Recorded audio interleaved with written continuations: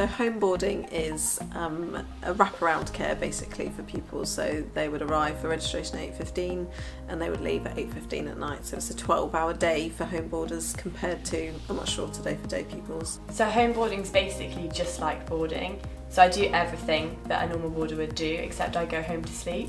My favourite thing is probably having that, getting all the prep done at school. So home isn't a place where I go home and then I have to work. I get to go home and see my family and my pets, but I still get to have dinner at school, get all my prep done. So there's like a big difference between home and school, because all my work stays at school, nothing comes home, so I can relax as soon as I get home. For me as a sixth form housemaster, I can see the benefits of home boarding, where pupils are going to benefit from more time spent at school. Obviously their A-levels are particularly challenging, they're going to be involved in a whole load of wider curricular activities, and just being at school for longer is a huge benefit to them. We can focus on family cohesion rather than necessarily being the ones putting pressure on the work. I have to say that she has been pretty self-motivated anyway, so that's been great. When they get home, they're free to chat to you as a parent and not disappear to their room and do homework, basically. You get the best of both worlds. You're very much part of the school community and the boarder's life, and you get to do all your prep at school, and then you also get to go home and sleep in your own bed, see your parents every night. Something I didn't really expect about homeboarding is that you get a really good sense of like connection with the rest of your year group, and even sometimes the other years, either upper or lower.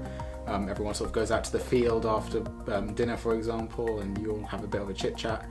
And they have a lot of help. I think that's the other thing about homeboarding, is that there's a lot of people around and on hand in-house. You know, the housemaster, and then their tutor, then the live-in tutor. You know, there's always somebody for them to turn to.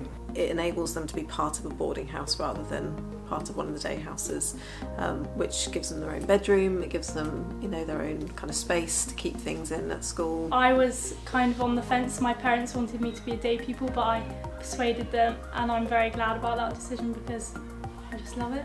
Yeah, I definitely recommend homeboarding just because you're very much in the boarding house with boarders, and it's very nice to spend after school with your friends every day. If they want to go out and hang out with their friends when you're at home, you're kind of thinking, where are they and where are they doing that? Whereas here, I know they're hanging out with their friends, but I know they're doing it on a field and there's a teacher less than 50 metres away, basically.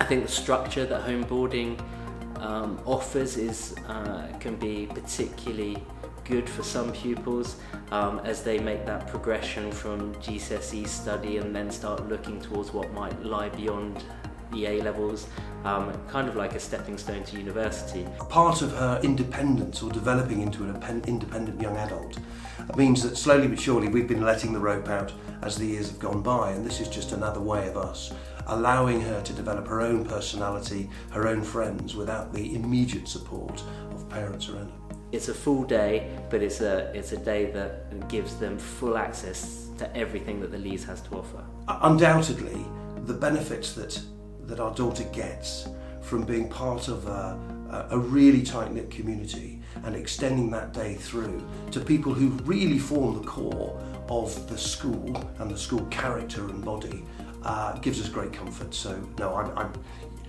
we haven't regretted for a moment the decision to do it.